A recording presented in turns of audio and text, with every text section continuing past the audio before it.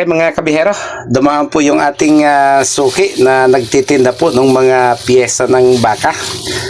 So, bumili po tayo ng tainga. Ayan. So, susubukan po natin gawin itong sisig mga kabihero. Ayan, maganda ang pagkabalot. So, 150 po ito. Dalawang balot mga kabihero. Ayan. Napalambot na po siya. Pero siyempre dahil ang plano po natin ay gawin po itong sisig, obligado, lilinisin muna natin. Tapos, atin po siyang ipiprito bago po natin siya gawing sisig mga kabiyahero. Ayan, natanggal na po natin siya sa kanyang pagkabalot. Hugasan po muna natin mabuti. At siyempre, pakukuluan pa rin po natin. Siyempre, iba rin po yung tayo mismo ang nagpakulo. Para mas sigurado po tayong mas malinis kaysa tayo po yung nag-iisip kung anong klaseng pagkalinis ba ang ginawa nila. Uulitin po natin pakuluan bago po natin muling i-fried sa mantika. Bago natin tadtarin para maging isang sisig.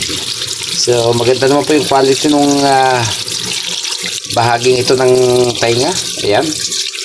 May laman-laman at may balat.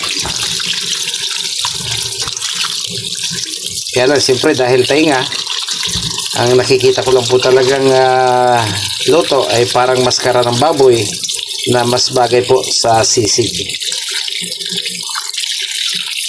Pero kung tayo po gustong maglugaw, gumawa ng goto, sigurado masarap din pong gawin ito. Masarap din po siyang ihalo.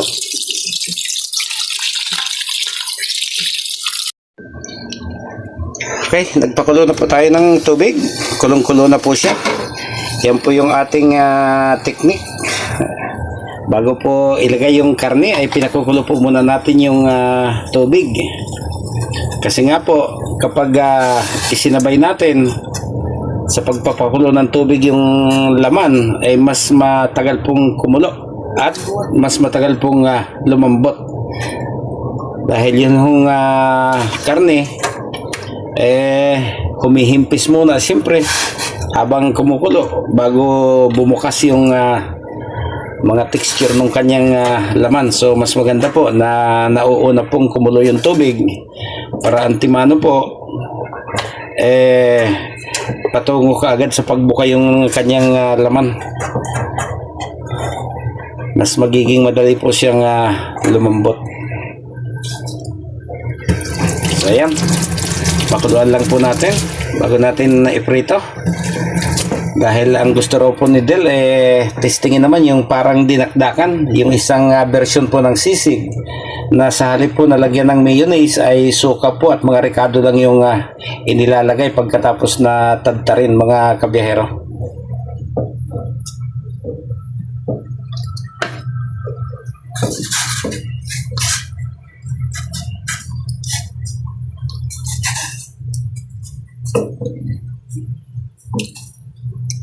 So yan, pagkatapos po niyang kumulo, yung pong pinagpakuluan ay atin pong itatapon para mas nakakasiguro po tayong malinis po yung pagkalinis ng ating iluluto.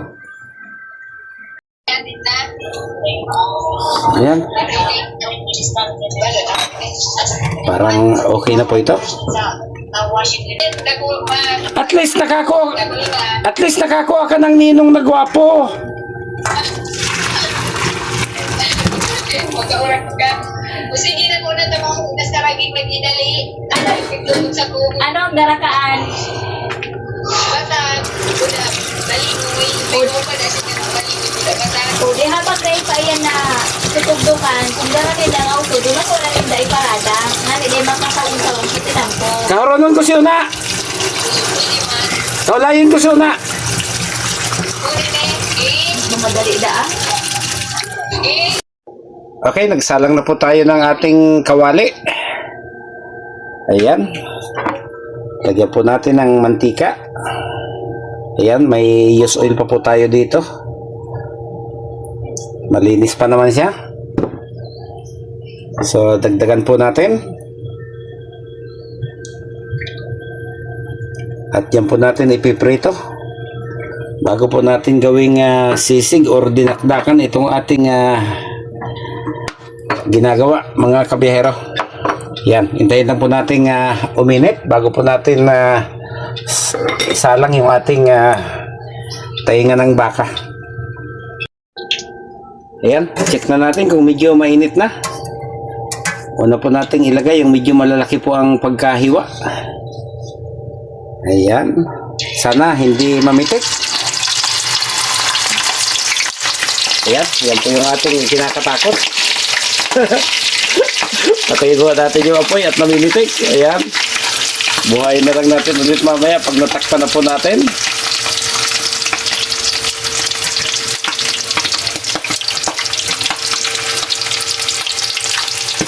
Aray! Masakit!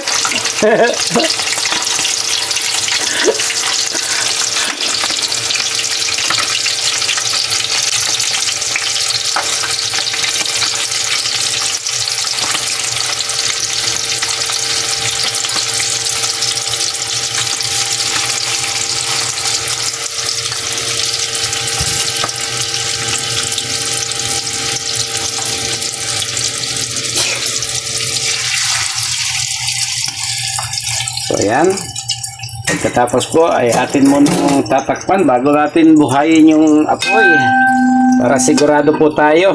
Ayan, buhayin ulit natin yung apoy. Okay, pinatay po muna natin yung apoy bago po natin baliktarin, pasiguro po tayo. Mahirap na pong tayo ay mabanlian ng kumukulong mantika.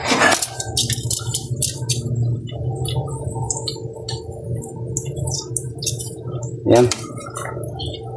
Hindi mo na kailangan crispy dahil dinakdakan po yung version, dinakdakan style po yung ating gagawin kaysa dun sa crispy sisig.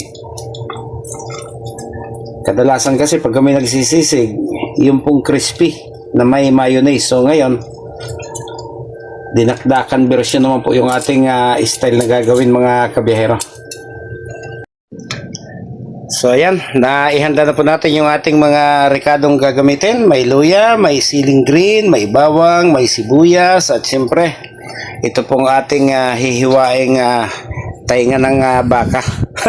Konti lang po yung kinalabasan, natunaw na po doon sa kawali habang piniprito natin mga kabiyahero. Okay, hiwa-hiwa na po tayo.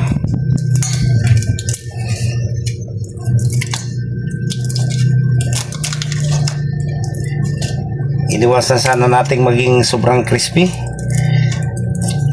Naging malutong pa rin po yung pagkaluto. Ayan. Sabagay. Okay, mga kabihero, yan na lang po yung dami nung halagang 150. Dalawang balot. Ayan. So, lagay na po natin yung ating mga gagamiting ricado. Ayan. Luya, sili, siling green. Ayan. Sibuyas at bawang na kaunti. Ayan, sama-samahin na po natin. Lagyan po natin siya ng kaunting seasoning, pampalinamnam. Ayan, lagyan po natin ng kaunting paminta powder. Ayan. Hindi mo pwede sobrang paminta. Ayan, pwede na po yun. Pagkatapos, lagyan po natin siya ng kaunting asin. Ayan. Atin po siyang halo-haloin.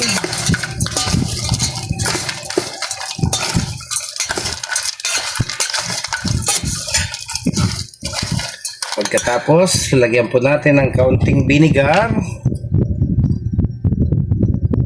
Tansyahin lang po natin kasi maglalagay po tayo ng katas ng kalamansi.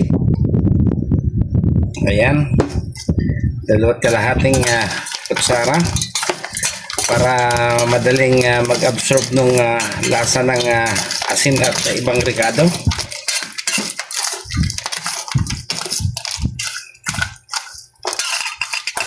Ayan. At ang pinali, para mabango, pipigaan po natin siya ng 5 kalamansi. Ayun.